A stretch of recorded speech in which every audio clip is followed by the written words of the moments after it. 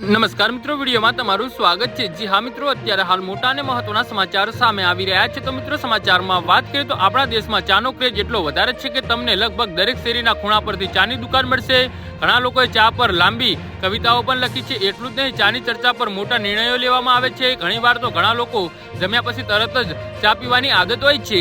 જી હા મિત્રો, અત્યારે હાલ મોટા અને મહત્વના સમાચાર સામે આવી રહ્યા છે।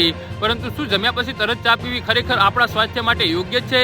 તો નિષ્ણાતોના મતે આ આદત આપણા પાચન તંત્ર અને એકંદરે સ્વાસ્થ્યને જાણી જોઈને જે અજાણતા ભારે નુકસાન પહોંચાડી શકે છે। ચામાં હાજર કેટલાક ઘટકો પાચન પ્રક્રિયાને સીધા દાખલ કરે છે અને ચામાં જોવા મળતા ટેનિન અને કેફીન જેવા સંયોજન પાચન પ્રક્રિયાને અસર કરે છે। જી હા મિત્રો, અત્યારે હાલ મોટા અને મહત્વના સમાચાર સામે આવી રહ્યા છે। ખાસ કરીને ટેનિન ખોરાકમાંથી આયર્નના શોષણનો અવરોધ છે।